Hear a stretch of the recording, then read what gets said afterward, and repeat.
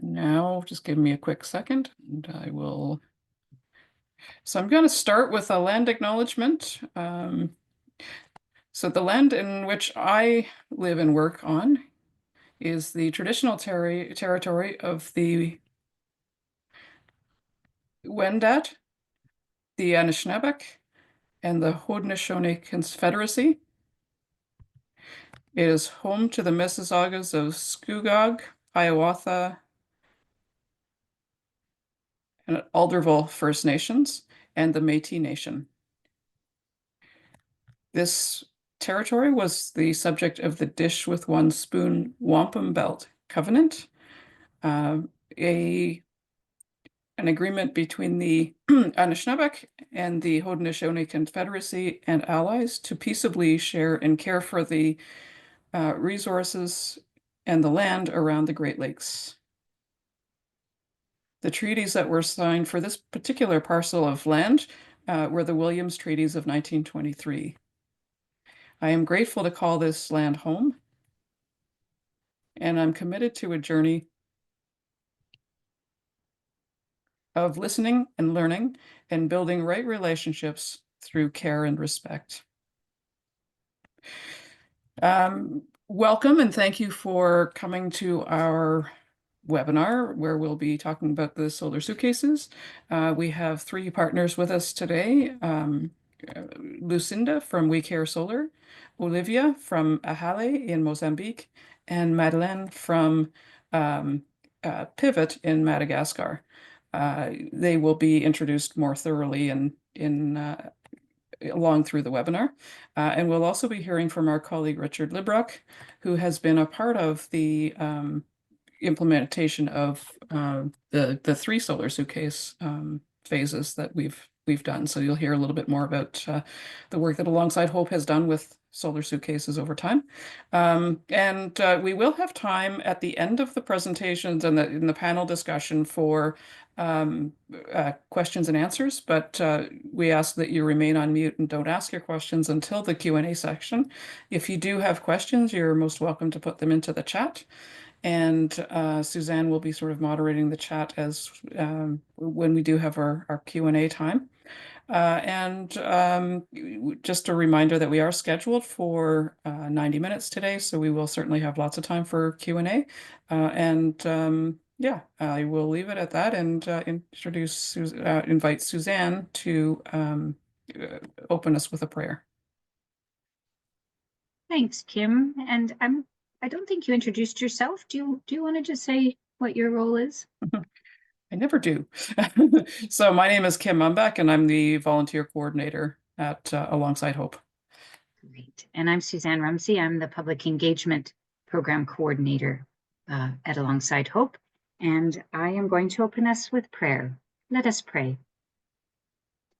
God, who proclaimed, "Let there be light," who saw that the light was good, who calls us to light and life, be with women who labor to bring life into the world in the dark of night.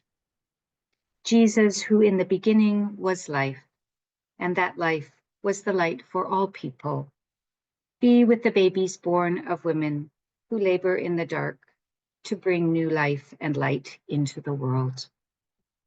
Spirit, who comes like a flame among us, by your light, help us to see you in every laboring mother, in every baby born to light and life. In your name we pray. Amen. It's my pleasure to introduce our colleague Richard Librock, who has been a program manager at Alongside Hope since 2015. He's been the point person most recently at Alongside Hope for 3 distributions of solar suitcases to Mozambique over the period 2016 until the present. And that this present phase, this 3rd phase, now including Madagascar. So I'll turn it over to Richard. Thank you for that introduction, Suzanne, and a very good morning, good afternoon, and good evening to all. It's great to see so many smiling faces from so many places. This is an outstanding turnout, And we thank you for your interest and setting aside time to hear what difference 49 solar suitcases could make in countries like Mozambique and Madagascar. So I'll just give you some time, Janice, to take us to the top of the first slide. You're at the very bottom.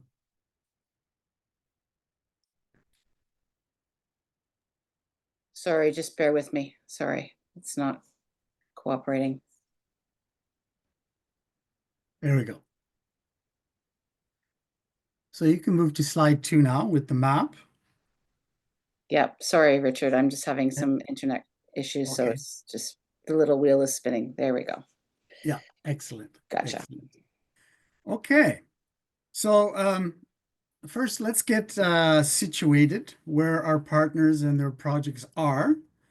I'll ask Janice to circle the cursor where Mozambique sits in Africa, right beside South Africa and Zimbabwe, sort of downwards. You can see it in green.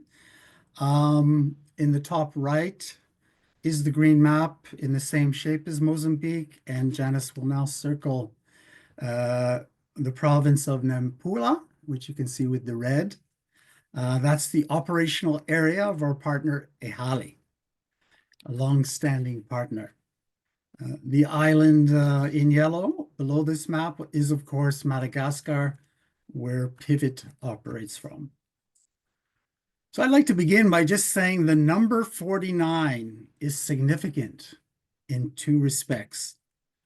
One, the installation of 35 of those 49 solar suitcases in the province of Nampula in Mozambique will add to others installed over the last 9 years to cover every single health center off the power grid where mothers deliver their babies at night.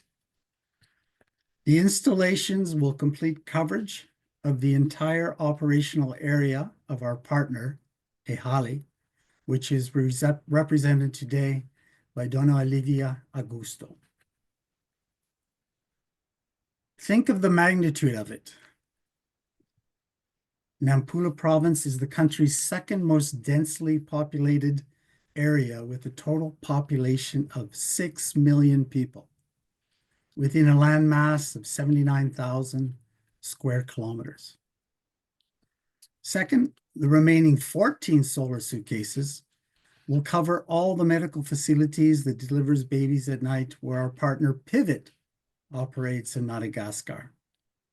So all in all, the 49 solar suitcases will cover the medical facilities of both Pivot and EHALI. This is a massive achievement for Alongside Hope, We Care Solar, EHALI, and Pivot. So feel free to take a bow because this is all possible because of your generosity and hard work. Moving on,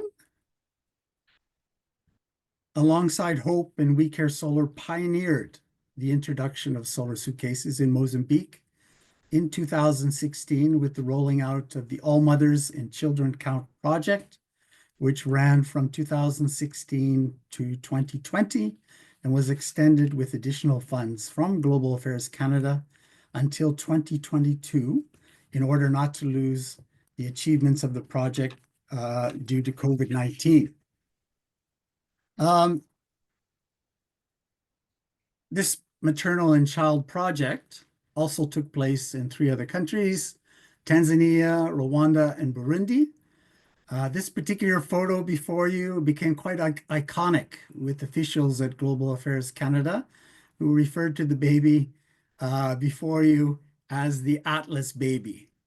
The photo sums up why we have focused on this project over the last decade. Certainly, the need is great. This slide depicts a typical health center in Nampula province where babies are delivered by a trained birth attendant night and day. This map depicts the locations where the first 30 solar suitcases were installed in the 9 districts of Irati, Memba, Nakaroa, Nakelavela, Momba, Mozaril, Mojangual, Liupo, and Mogovolis. All solar suitcases were clustered in the project operational area as a strategy with the hope of observing great impact on health outcomes. The placement of orange circles on this map illustrates where solar suitcases were installed solely with the funds raised by Alongside Hope in 2022 with a version 3 model solar suitcase that features a digital display control panel. You can see the distribution was wider this time to cater to Ehale and the provincial medical authorities' desire to see problem areas addressed first. This was a challenging distribution. Numerous problems manifested themselves with this shipment. It was sent by sea during COVID-19. The shipment took months to arrive in Mozambique due to the delays getting container ships through clogged ports. Consequently, the solar suitcases arrived late in the height of the rainy and cyclone season and were further delayed because 2 cyclones ripped through the operational area. Further delays occurred when 4 of the solar suitcases were found to be defective. It must be said, however, that We Care Solar went above and beyond the call of duty to repair and replace the defective solar suitcases promptly. So these struggles made me realize that we needed a more systemic approach. And so I made a pitch in 2023 to the We Care Solar spokesperson, a friend I now call Ambrose. I have trouble pronouncing his last name, based in Kampala, who's the We Care spokesperson for We Care Solar on the continent. And I asked him if We Care Solar could consider designating Mozambique as a light for every birth country. And this was approved after 1 year of feasibility studies. Essentially, this means that We Care Solar will work with the Ministry of Health and a variety of donors to saturate the entire country with solar suitcases over the next few years, such that every newborn is born unto light. The placement of red circles in this map shows where 35 solar suitcases will be installed to complete the goal to provide light in every government-run health clinic off the power grid. It will largely be just a question of filling in the gaps and covering districts like Angoche on the coast that did not receive solar suitcases due to an active cyclone season in 2022. So after that, we have 14 solar suitcases left. We turned, therefore, to our good partner, Pivot in Madagascar, and it just so happened that 14 solar suitcases fit the bill to cover medical facilities in Pivot's operational area in the 3 districts of Mananjari, Nossa Varica, and Infandianda. Moving on to the next slide, we see a really great example of South-South exchange in this photo. On the left is my good friend Watson from Zimbabwe with the We Care Solar t-shirt, providing training on how to install, use, and take care of solar suitcases. And this training actually happened earlier this month in Madagascar. All 14 solar suitcases arrived well, cleared customs smoothly, were delivered to the project operational area, and tested to be 100% functional. To the right of Watson are the trainees who are now actually installing the solar suitcases as we speak. On the next slide, you can see Watson explaining the devices that come with the solar suitcase, such as the rechargeable fetal Doppler, handheld thermometer, headlamps, and battery charger. There are also ports in the solar suitcase that allow laptops and cell phones to be charged, which is important for referrals and communication in general. In the next slide of the training, you see trainees in Madagascar are practicing how to install the solar panel of the Solar Suitcase on a mock roof. And this is so important to practice in a safe place before getting on the high ladder to do it for real. So with that, I think I'll stop here, Suzanne, to give space for our partners to speak. Thank you so much for your attention. Thanks, Richard. And I think we just, maybe before we launch into conversation with partners, are there any questions for clarification of Richard? And you could use the raised hand function, or just probably best to do that because we're three screens now of people. Any questions for clarification? I think Richard must have done good explaining. If you think of something, please pop a question into the chat. You're most welcome to do that. And I just want to add that we have Ambrose with us. Richard mentioned Ambrose Katungi from We Care Solar, and so a word of welcome to you, Ambrose. Thanks for joining us. There he is. Great. So I am going to introduce our three panelists, and then we'll have some discussion around some questions that we've asked them to think about and prepare. First, I'd like to introduce Lucinda Congolo. Lucinda is the country manager of We Care Solar in Mozambique. She holds a degree in business management and is an alumna of the Global Women in Management program. She is, excuse me, passionate about transforming women's lives by promoting inclusion, empowerment, and reducing maternal and neonatal mortality through expanded access to sustainable energy in health facilities, thus the Solar Suitcases. And then we have Madeleine Beebe with us. Madeleine is a registered nurse and public health practitioner with over 15 years of experience in health systems in the US and globally. Much of her work is focused now in Francophone Africa.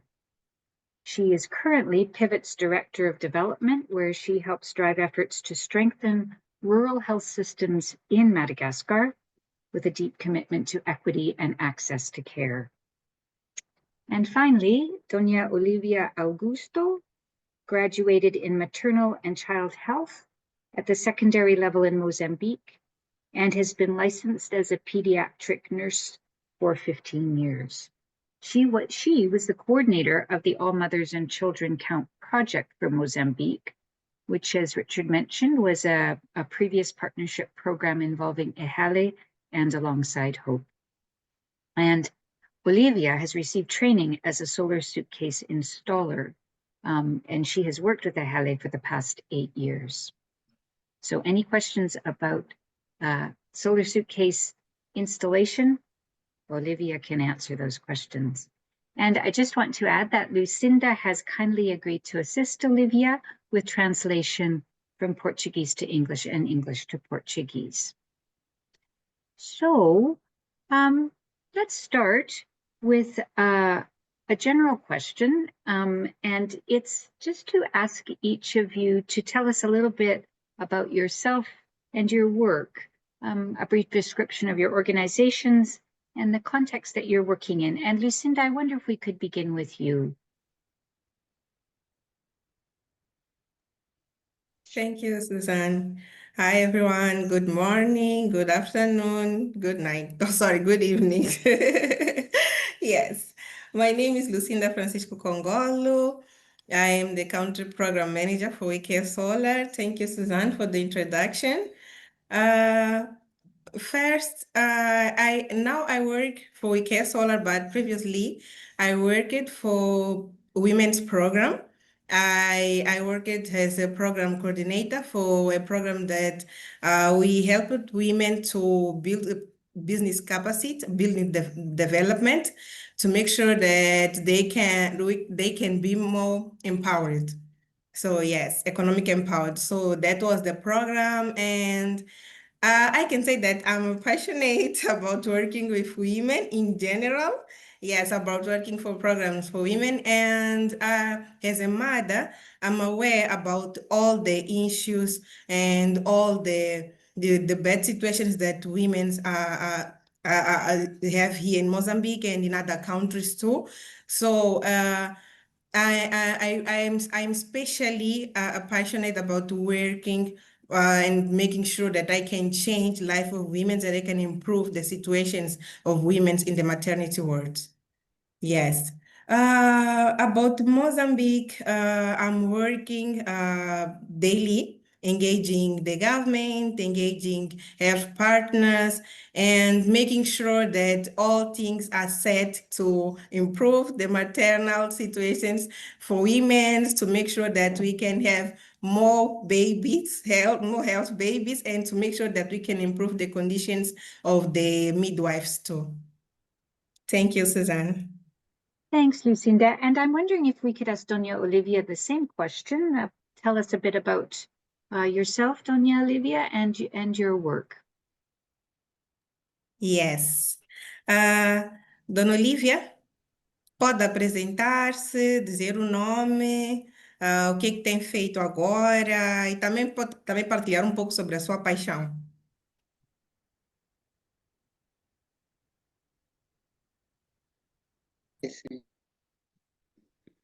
Boa tarde, eu sou Olívia Augusto, sou formada em saúde materno-infantil e neonatal, estou há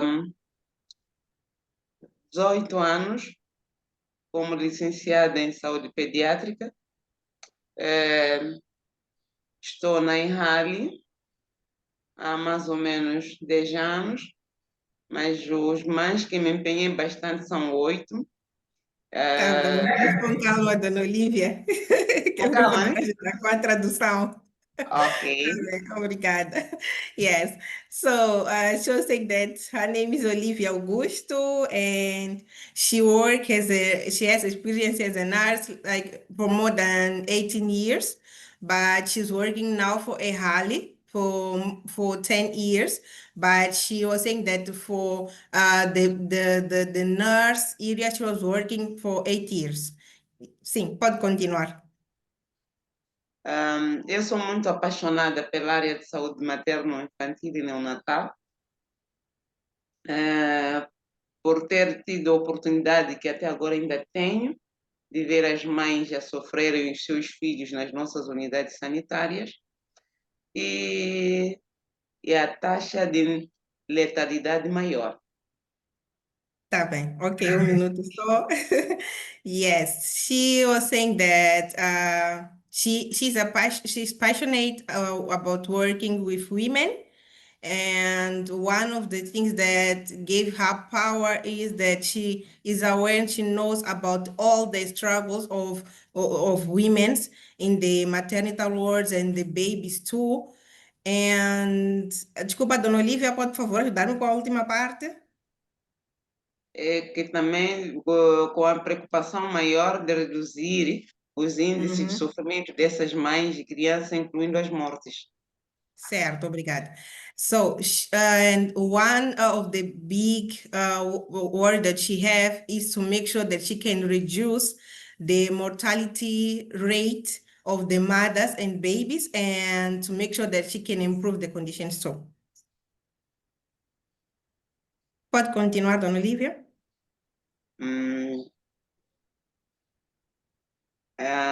Também coordenei este projeto de instalação de malas solares que abrangiu 19 distritos e 58 unidades sanitárias, não é? Certo. Para enquanto paro aqui, mas se houver Ok, uma coisa pontual pode me questionar. tá bem. Obrigada, Dona Olivia. Yes, and to close, she was saying that she coordinated the program, the Solar Suitcase program in Nampula, as Richard said, and she was able to support 19, Dona Olivia, 19 distritos, certo, né? Sim, na primeira Yes. fase. Obrigada. 19 districts and 58 health facilities. Thank you, Suzanne. Thank you, Lucinda. Obrigada, Olivia. Madeleine, Madagascar is a newer country for us at Alongside Hope. Could you tell us a little bit about yourself, Pivot, and Madagascar? Yeah, thank you so much, Suzanne. And thanks to everyone for joining this call. I suspect that many of you are on the call because you've contributed to this work already in some way. So a lot of gratitude to all of you. As Suzanne introduced, I'm Pivot's Director of Development, but for the purposes of this call, I'm also a nurse and a mom who has given birth to 2 children. So I've been on both sides of that equation. And yeah, so we've been really happy at Pivot and really lucky to be able to engage in this partnership over the last year or so. And thank you, Richard, for the really excellent description and the photos of the recent trainings. Pivot works, if you can picture Madagascar, it's one of I believe it's the 4th largest island in the world. It has a population of around 30 million people, but it's quite isolated. And so it's off the southeastern coast of Africa, right off the coast of Mozambique. But culturally, it's a bit of a mix of African and like Asian cultures. And it's a really, it's often better known for its flora and its fauna, perhaps. But despite the tourism that comes there and despite that reputation, it's a country that's still struggling with profound poverty. And over 85% of the country is living on under $2 a day. So the challenges are very real. Pivot has been working in Madagascar since 2014. And our approach is a comprehensive approach. Maternal and child health is a central focus for us, but we look at the whole health system and we partner with the Ministry of Health and the system that's already in place, rather than coming in and building like parallel systems. And so we work in one region of Madagascar called Vatovave. We're currently serving around 540,000 people, ensuring that they have access to reinforced quality health care. And we do that by supporting community health workers who are at the community level, really specifically for moms and children under 5. And then also by providing reinforced services, staff, trainings, equipment, infrastructure at the primary health center level, and then also supporting at the next level up, which is the district referral hospital. So we really intervene across all 3 of those levels. And this project has been focused on those primary healthcare centers and making sure that they have access to electricity, which is so fundamental and unfortunately is not the norm at primary health facilities across Madagascar. So we're really grateful for the changes that we're seeing through this work. Yeah. Great. And Madeleine, maybe I'll ask you to start off on the next question. You mentioned the health centers. And just to say that both you and Lucinda and Olivia mentioned the collaboration with government health systems, so that integration, which is so important. Could you describe a typical health center in Madagascar and who and what comes through the door on a typical day? Yeah, great question. So I'm just back from Madagascar, so I'm actually gonna think of a very specific health center, which I think is both representative but also easier for me to describe because I was just there. But I think, one of the things that you have to think about first is just how hard it is for people to get to these health centers. So one of the biggest issues we have in Madagascar is around geographic accessibility. I've lived and worked all over Africa, and I have to say that Madagascar, it's exceptionally difficult to access healthcare in terms of the geography. The geography is really unique. There's very, very little road infrastructure. So people are walking many hours, up to 3 to 4 days to get to care. So first imagine that before you even get to the health center. And then when you get to the health center, we're thinking about a single story building, usually constructed on a concrete platform so that it's lifted up a little bit because like Lucinda and Doña Olivia, we're really struggling with cyclones. And so we really have to think about flooding and sort of protecting the structure from the get-go. They're built from concrete, and then, ideally they have a reinforced tin roof, and within that space, they're providing care to anything that comes through the door. So a lot of it is going to be women and children. Like those are your main users of care, but it also includes, somebody coming in at 3 a.m. because they had an accident and lacerated their hand, and that's how long it took them to get there. And and so the focus of this project, I think, for good reason, is women giving birth. But it's also, you can imagine anybody who might have any kind of healthcare need coming through those doors after the sun has set, and the increased ability of the team to provide quality care because they can see what they're doing. Thank you very much. I'm wondering then, Lucinda, if you could tell us, or actually maybe I'll ask Olivia with your help to translate, what a typical health center in Mozambique is like, and who and what comes through the door there on a daily basis. Okay, Suzanne. Dona Olivia?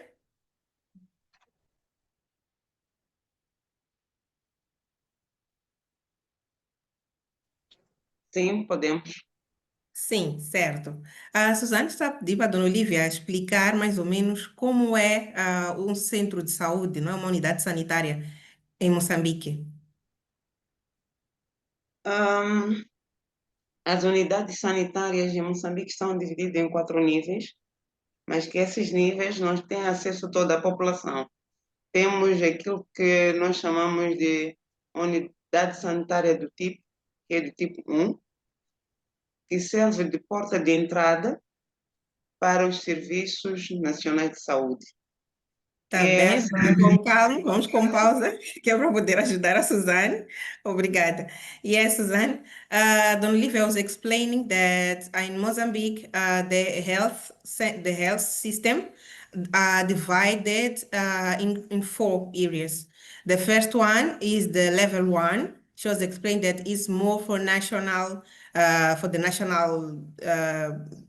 national system. Yes. Dona Olivia, pode continuar? Vamos de forma pausada. Sim. Obrigada. Essas unidades sanitárias do tipo são essas que apareceram aqui em algum momento, que só fazem os serviços mínimos, né? Assistência primária. Do tipo?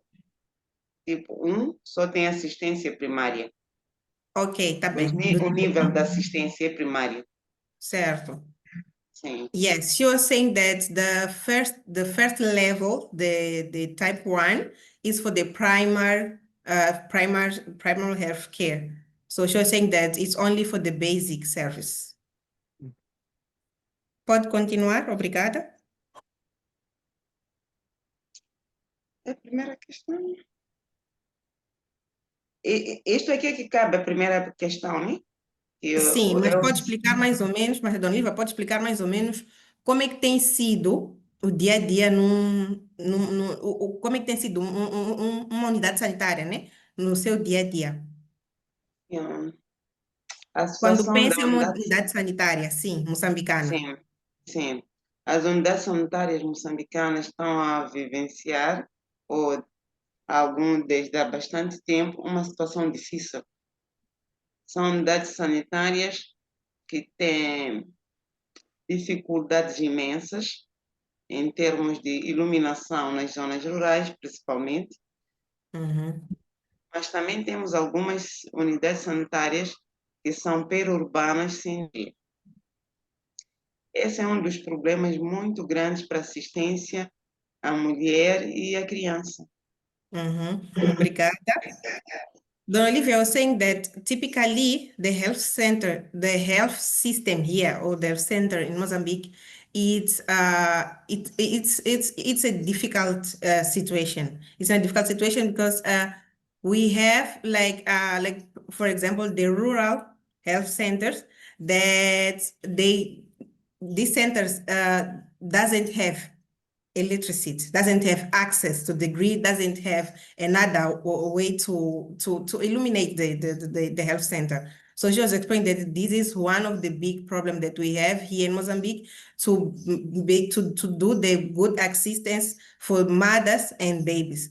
And maybe, Suzanne, I can add some information Please. here and to share that in Mozambique, it's normal to be, even here in the city, we have like health centers that can stay more than 2 weeks without light. Yes, more than 2 weeks without light. And the reasons, we have many, many, many reasons for that. And the others, this is the situation that Olivia was explaining, that in the rural areas, they don't have electricity. And sometimes they use like sleeves to see, like they burn sleeves to see with the light of these leaves, or they use like the cell phone to see as the lamp of the cell phone, or sometimes they use candles too. Yes.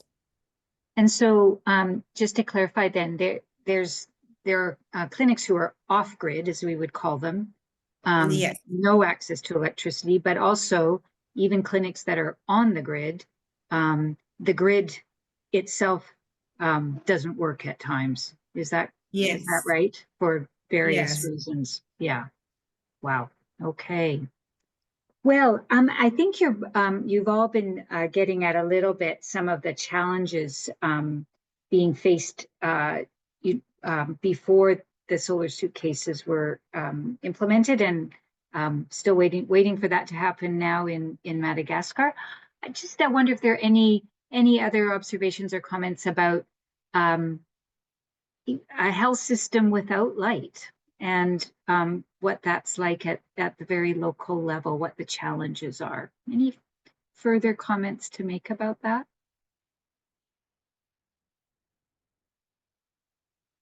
I'm wondering, for example, what it might mean in terms of ensuring sanitary measures and some of the things we take for granted that are possible because in terms of just health and sanitation, that when you don't have electricity, are there challenges around that? In addition to having to hold your cell phone between your teeth to deliver a baby. Any other thoughts or comments about that? Madeleine? Yeah, I can add, this is really specific, but one of the challenges that comes up with childbirth, and Doña Olivia can certainly speak to this, I'm sure, is that one of the major causes of mortality and like morbidity or injury after birth for women is postpartum hemorrhage. And estimating how much blood a woman is losing is a really important part of your evaluation of a woman when she's giving birth. It's challenging to do in the highest tech settings with all the light and all the tricks, and it's particularly hard to do in the dark.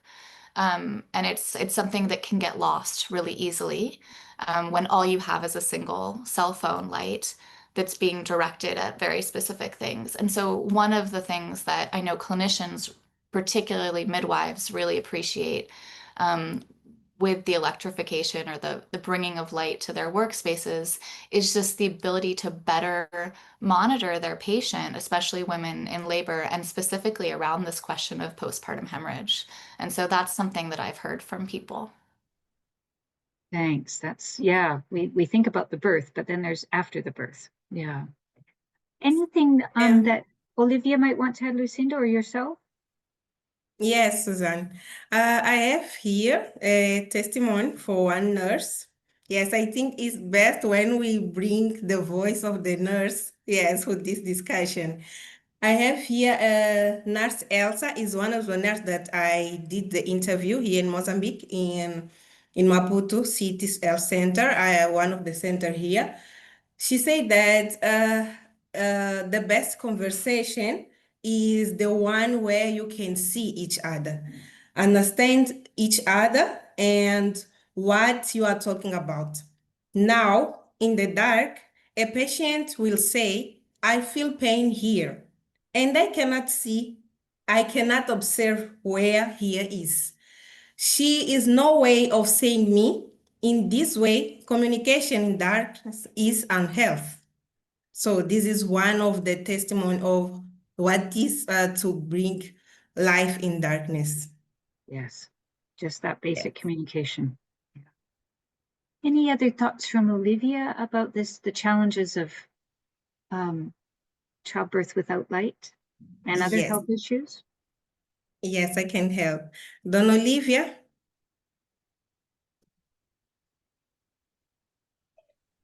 Sim, gostaríamos de pedir que a Dona Olivia partilhasse algumas dificuldades de como é dar à luz, não é? Ou assistir a um parto às escuras, pela experiência que a Dona Olivia tem. Sim, as dificuldades que eu enfrentei pessoalmente e as outras colegas na ausência da iluminação. Algumas atividades que salvam ou que podiam salvar as mães e as crianças acabam sendo adiadas para os dias seguintes. Sim. Dona Entretanto, Olivia was saying, okay, obrigada, Dona Olivia. Dona Olivia was saying that without light, some of the basic activities or procedures can be delayed for the other day. But we know that are procedures to save life of the mother of the baby. Yes. Dona Olivia, tem mais algum isso ponto? tem muita coisa. Sim, E depois, fica à vontade. sim, e isto aqui aumenta de forma significativa a mortalidade deste grupo, das mães grávidas em trabalho de parto, o próprio parto, durante o parto e também em recém-nascido. As mulheres morrem por hemorragias e não é possível fazer uma sutura do colo às escuras e não é possível também visualizar, às vezes, além de infecções nasoconiais. Quer dizer, a enfermeira que está ali para ajudar a mãe a ter o filho ainda corre o risco permanente de ser contaminado por doenças que a mãe pode vir a trazer ou por troca de alguma coisa, porque a visibilidade é reduzida. Certo, Dona Olivia. Obrigada. Yes, she was saying that one of the issues that Olivia raised is that all this problem, sorry, increase the rate of mortality for mothers and babies. And other point that she raised is about the increasing of the infections. Why? Because, for example, without light or without a proper light, even the nurse, the mother, and the baby, they are more exposed to infections.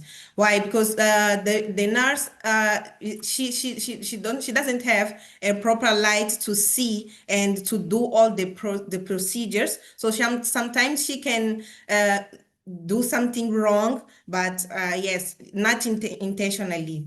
Yes. Dona Olivia, já está? Também podemos imaginar todos, né? Como é assistir um parto usando uma lanterna, e às vezes lanterna do telefone, colocado na boca da enfermeira.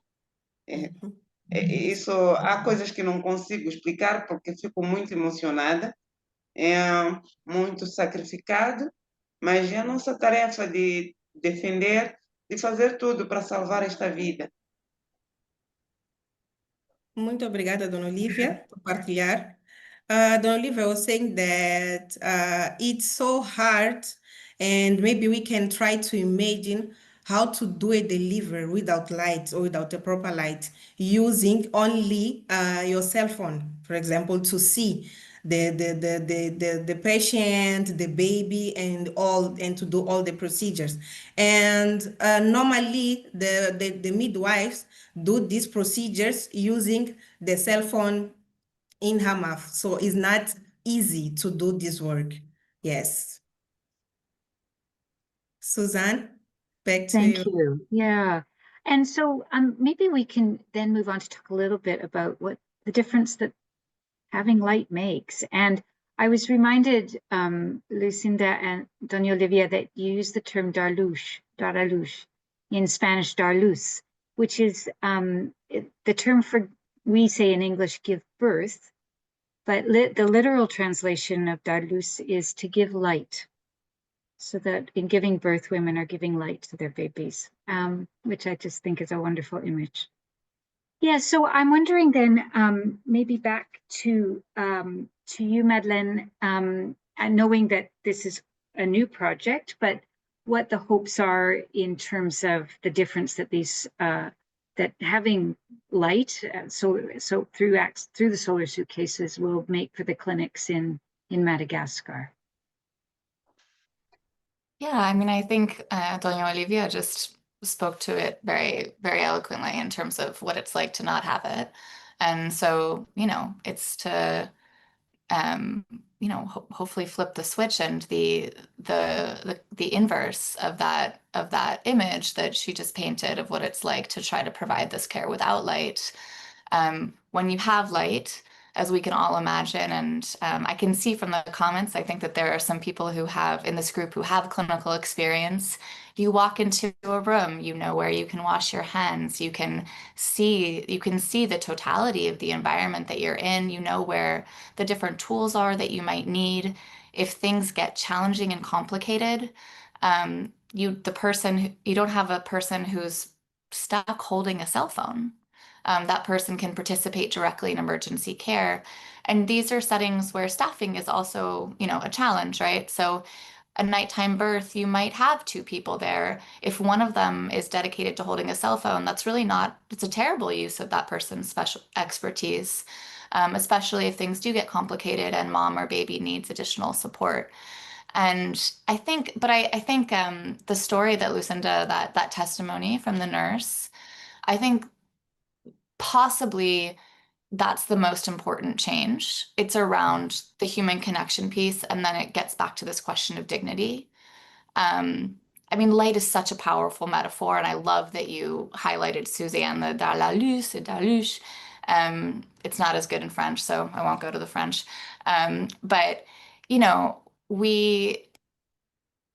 if the ability to connect with the woman or the person that you're caring for, it's so important. And the ability to then make sure that that person feels that they're respected and that their humanity, their dignity is honored in the process. It's just so much easier to accomplish when you're in a lit space. And so to me, that's the biggest piece, So there's all these sort of different technical or clinical examples that we can give. But I think that testimony of being able to make eye contact, of being able to read someone's facial expressions, and of being able to use nonverbal communication to meaningfully honor somebody's dignity in this really, really important moment. That I think is the biggest transformation. Thank you. That's wonderful. Lucinda and Olivia, the before and after, what has changed? Thank you, Suzanne. Dona Olivia, qual é a mudança, não é? O antes e o depois da chegada da mala solar nos centros de saúde? Olha, eu digo de voz viva que valeu a pena. E está valendo até agora. As diferenças são significativas, porque antes as pessoas, além de não terem todo o cuidado necessário por falta de iluminação, muitas mulheres morriam por terem parto fora da maternidade, não tinham acesso à assistência na parte noturna. Algumas pessoas até diziam, para que ir ao hospital se o hospital não tem iluminação? Ok, obrigada. Bastante. Dona Olivia was saying that she saw like a big difference and a significant difference in the life of the community, in the life of the nurses. Because, for example, one of the reason for having women that gave birth out of the health facility, like at home, for example, is that they don't trust in the service, because they know that even if they go to the health facility, there will be closed because of no light. Yes, so now it's different because, yes. Dona Olivia, quer acrescentar algum ponto? Sim, sim. Então, com a iluminação instalada, o número de partos institucionais já aumentou. Também notamos uma situação positiva em termos de redução das mortes na comunidade por falta de assistência materna e neonatal. Obrigada. Os Sure, sim. Minuto só. Dona Olivia was saying that with the Solar Suitcase installed in the health facility, she saw that the number of births in the health system increased. That's good. And in the other hand, the number of deaths or of people that died, for example, at home, reduced. Yes. Dona Olivia? E também temos uma redução significativa de mortes neonatais, porque as crianças que nascem com problemas que necessitam reanimação, já é possível reanimar a qualquer momento do dia. Obrigada. Dona Olivia was saying that the number of success births increased. And for example, one of the examples that she gave is that, for example, if a babe, if someone gave birth for a baby with a problem, it's possible now to give assistance, even if it's at evening or during all the days. It's possible to give assistance for the women in the exactly moment. Rather than having to wait until there's light. Yes, yes. E outro Yes. ganho também que nos trouxe as malas solares é que reduziu de forma considerável as infecções nasoconiais. Não sei se todos somos da área, mas quer dizer as infecções cruzadas, né? Então, os telefones das enfermeiras agora servem para pedir socorro às unidades sanitárias com mais condições em casos de complicações. Certo, obrigada. She was saying that with the Solar Suitcase in the health facility, the other good point is that the number of the infections reduced significantly.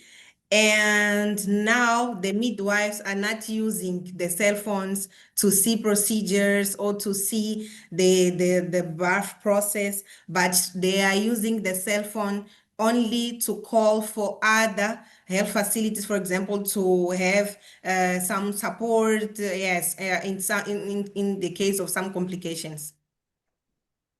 Obrigada, Dona Olivia. Yes, I think Suzanne, Olivia, yes, Olivia spoke about all the points. Maybe I can add that with the Solar Suitcase, I did some interview in Nampula to some of the health facilities that received the Solar Suitcase, and you see it's amazing. It's amazing. It's amazing. Yes, it's a very beautiful thing, and you can see the real impact there. Yes, on the face of the nurses, on the face of the mothers. And in the day that I did the interview, I found there two mothers. One of the mothers, she told me that she have her firstborn, she had to travel, for example, to another district, yes, to give birth.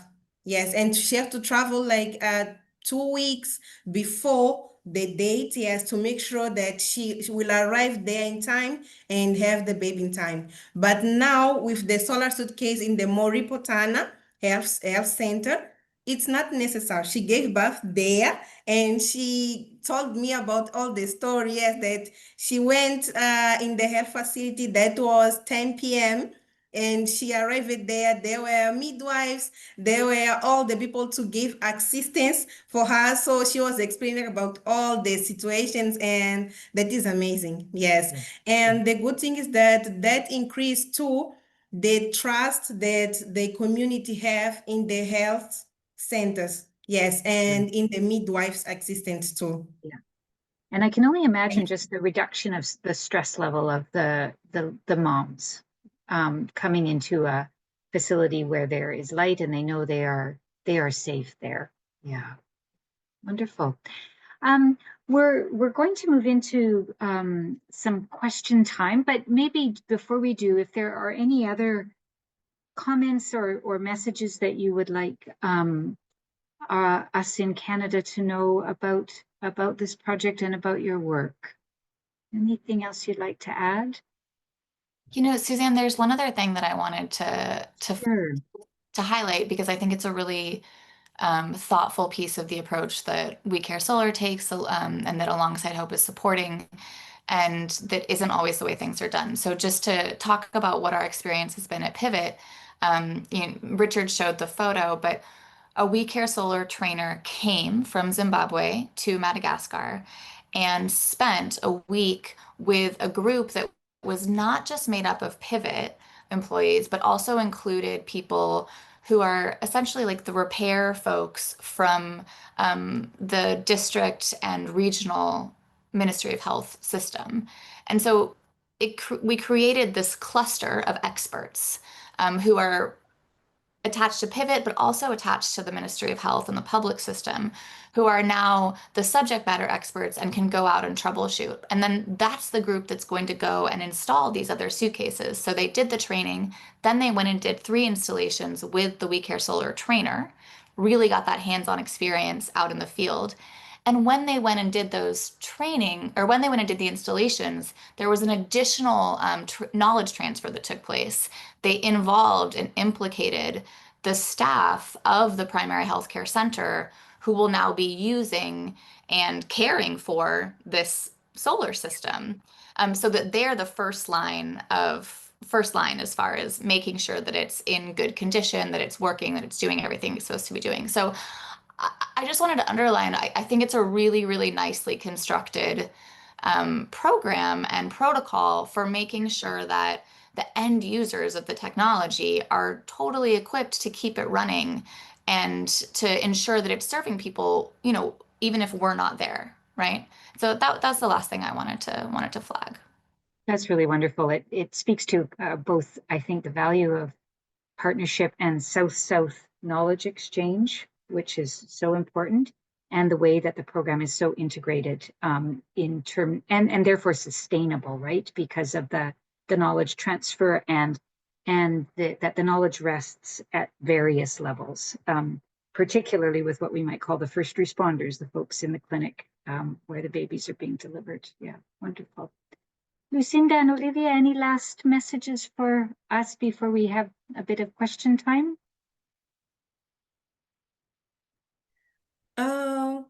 I only, maybe I'll start with Olivia. Yes.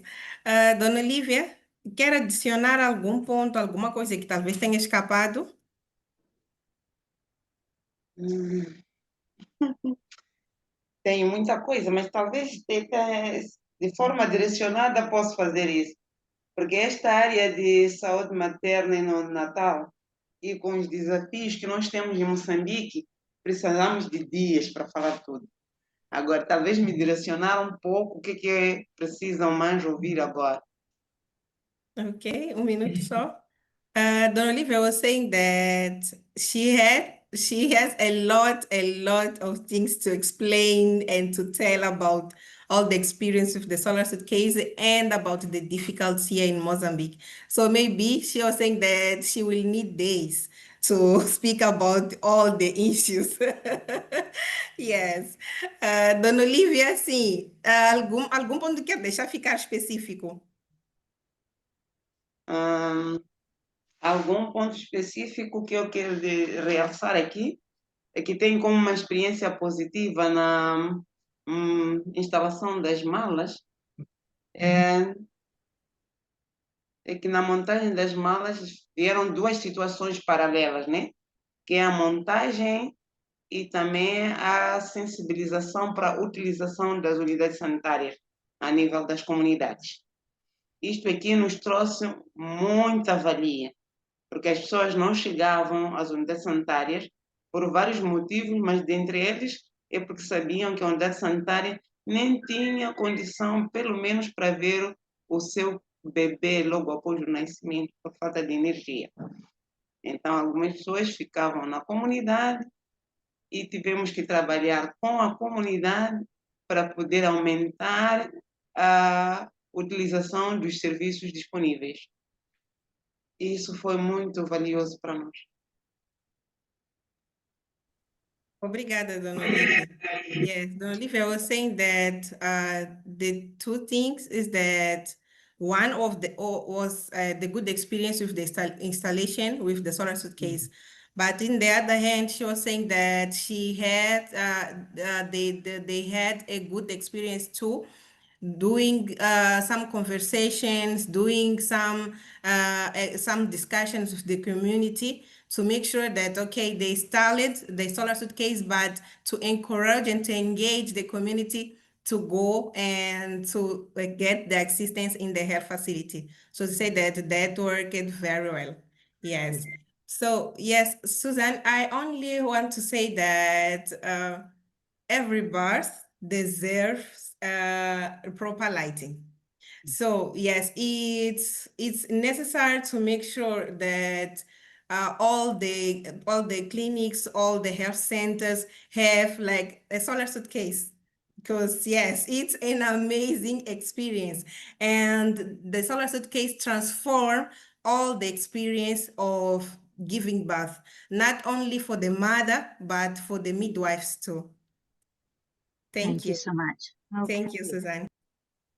Well, I see there's been quite a lot of activity in the chat, and I'm grateful to Richard for answering questions as they've been arising. I think Ambrose has been answering questions too, so they've been busy.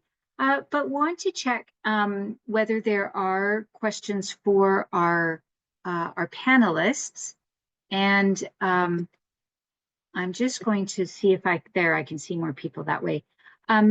Wondering if there are questions for them and whether you could use the raised hand function so that I can find you, or just unmute and shout. That would be fine too. Any questions or observations or comments? And if you put a question in the chat and I haven't seen it because I've been a little busy, just ask your question now.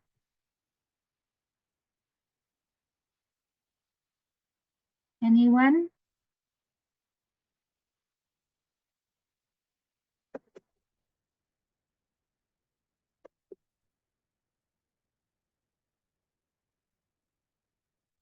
Oh, Richard. Thank you, Suzanne. Yeah, I just wanted to also raise another observation, is that Sure. prior to light being available during deliveries for nighttime deliveries, you often can see cases where a woman has given birth, she's bleeding in the middle of the night, and she's told she has to wait until daybreak to be sutured. And of course, this is very dangerous, putting the life of a mother in danger. And so this is why it's so important to give the mother a good, positive birth experience, because it affects the whole chain of the continuity of care, maternal and child health. If a woman does not have a positive experience at birth, she's quite unlikely to necessarily follow up with postnatal checks, vaccinations, exclusive breastfeeding, how to prepare nutritious meals, all those many things that follow birth. And this is why it's so essential to give a positive birth experience, to encourage the mother to get in that whole continuity of care throughout, particularly those crucial first 5 years of a child's life. Thank you. And all of us who are moms know how important that is. Yeah, yeah. I'm just going back in the chat, Richard, and noticed a question. I'm not sure if it got answered.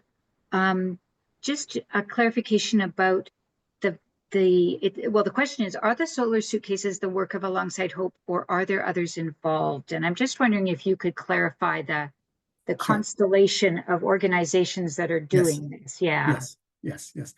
Well, actually, Ambrose would be best to answer that question, because he has even a bigger picture than I do of the many other donors who are involved, and partners, certainly throughout the continent. So over to you, Ambrose.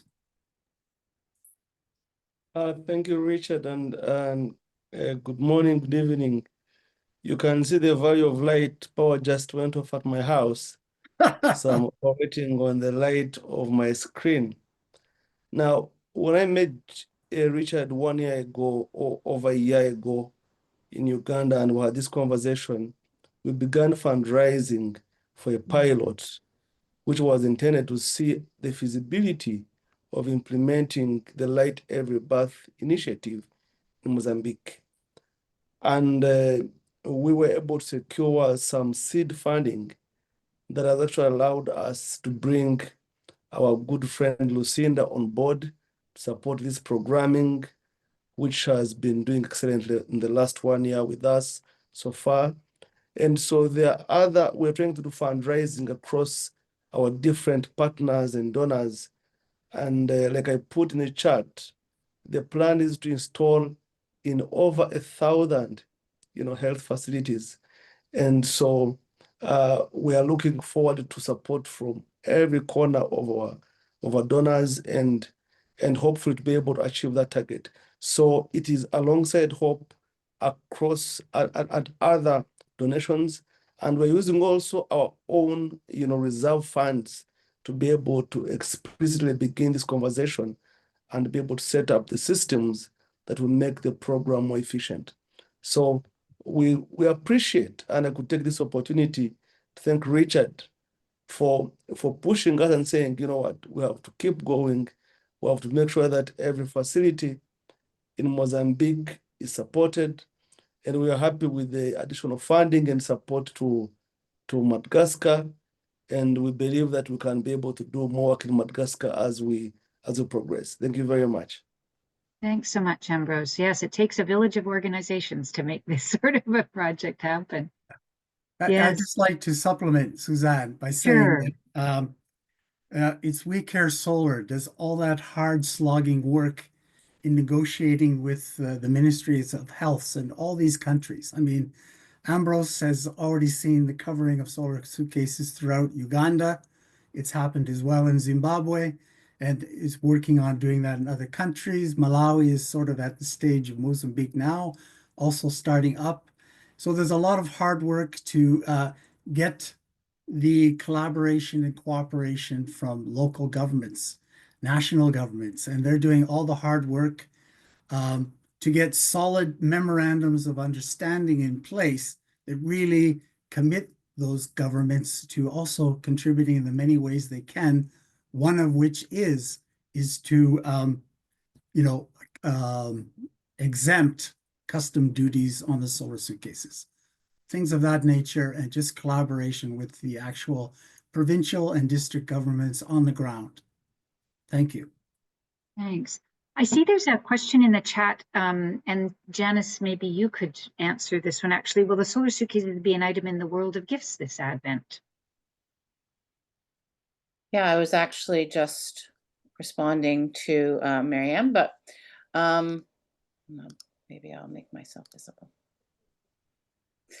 No, the answer is no. We weighed the pros and cons of including the solar suitcase in the World of Gifts, and because we are fundraising for a specific number of 49 suitcases, what happens in the World of Gifts is we often become oversubscribed, and which means let's say we put the solar suitcases in and we only needed to raise funds for 12 more. But if we raised funds for 15 more, we wouldn't be able to spend that additional funds on more solar suitcases because of the way that the product has to be ordered from We Care Solar. So that was thinking behind that. We're very hopeful that we will get to the goal, the fundraising goal for this project before World of Gifts really is in full swing. So, but that's a good question. Thanks, Mary. Thanks, Janice. And maybe I'm wondering if I could put Carolyn, our colleague Carolyn Cummins, who I think is still on the spot, to just tell us briefly about our campaign to raise funds Absolutely. For the solar suitcases. Thanks, Yes, Carolyn. I was doing the math as we were just getting Oh, ready for good. this. Thank you. So hello, everybody. I'm Carolyn Cummins. And so as I think you know, we are raising $320,000 in total for 49 solar suitcases. Of that, we have a wonderful, generous donor who has offered us a match of $150,000. So we need to raise $170,000 to meet that $320,000 to provide all 49 suitcases. As of right now, we have raised, not including the matching funding, so just of the 170,000 that we still need to raise, we have raised $63,643, which means that we still need to raise $106,357. We have the Wild Ride underway, which is a part of the Solar Suitcase campaign that we hope and expect is going to raise $52,000 towards that total goal. So we do still have a ways to go. The matching gift is in place until October 31st. This is a great parish fundraising project.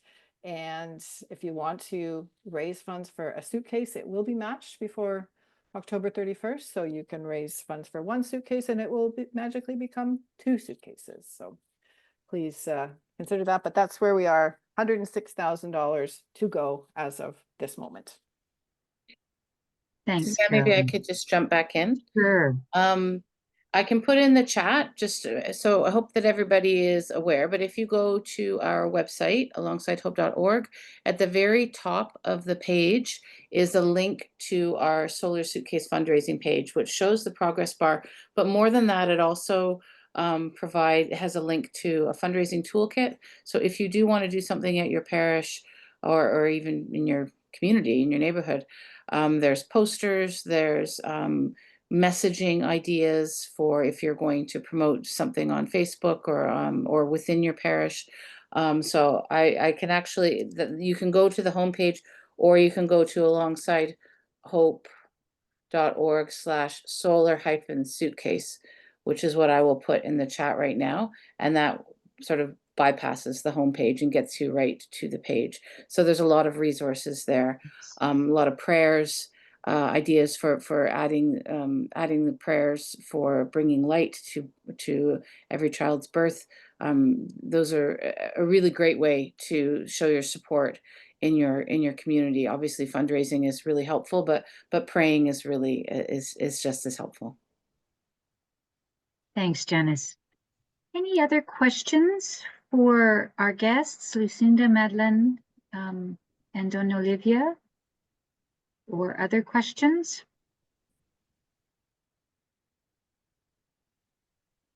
And if I've missed you in the chat, just please unmute and ask.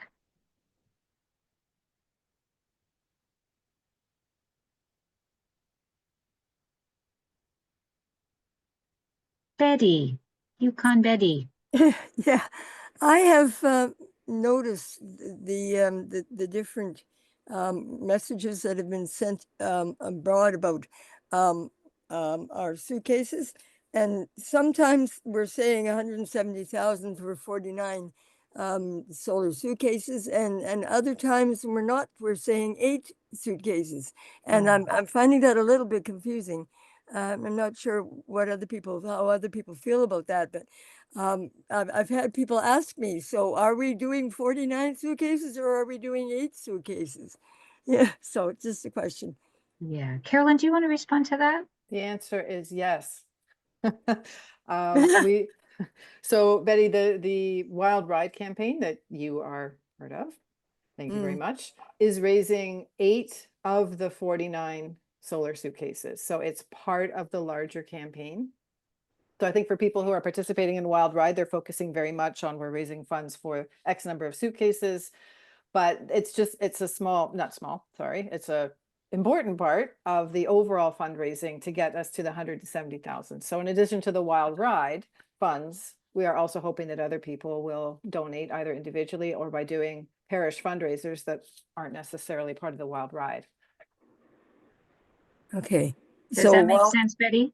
Well, okay, so the focus then for Wild Ride is the 8 suitcases. That's right. Yes. 8 of the 49. That's right. Okay, and then the Alongside Hope is they're hoping to raise the rest of the money.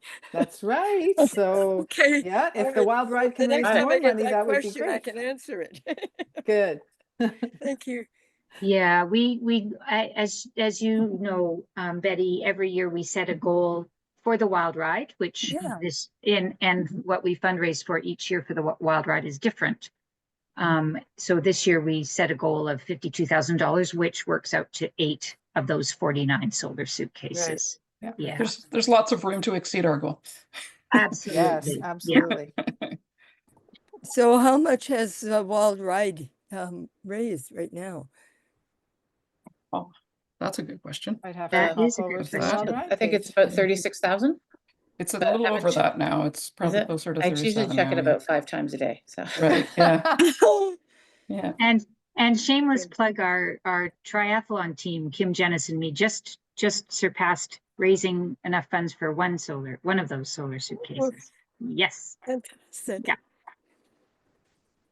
And we're swimming, biking, and running. Well, Janice and Kim have finished running and swimming. I'm still biking. Together, we're doing the distance between Mozambique and Madagascar, which is 1,200 kilometers. So when I get 40 more done, we'll have made it to Madagascar from Mozambique. All right. Fantastic. We'll deliver a solar suitcase. That's right. Yeah. On my bike. I will Any not. other- I will not be swimming across the distance. No. Not a good idea. Any other questions? Do be welcome, I think, to, if something occurs to you after the webinar, to be in touch with us. And if it's a question that, for example, Richard or any of us can't answer, we'll certainly forward it to Lucinda and Madeleine and Doña Olivia as we continue this partnership together. So I will be sending out a recording of this that you can certainly share with your friends and family and network, but I will also do my best to copy the chat questions and answers and include that in the message I send out. So that'll be my Great. challenge to myself. That's a Because good there's a lot of idea. good questions and answers happening in there. Kim, shall I close us Pray. with prayer? And so let us pray.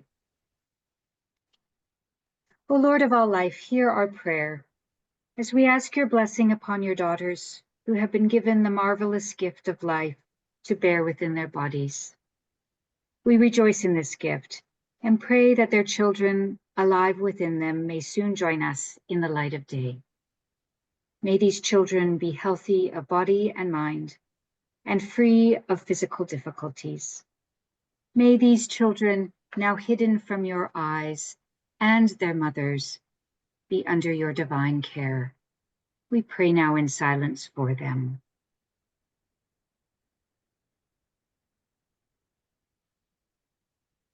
May the Mother of our Lord Mary, all the saints, and all holy women and holy mothers of past ages be with all expectant mothers.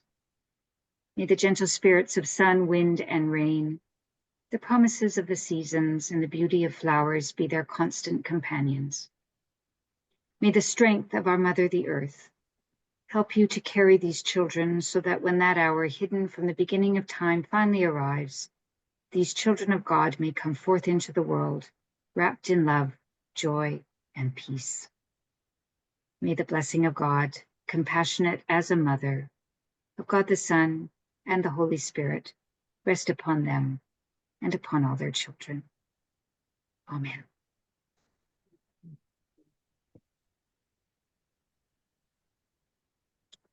Thank you.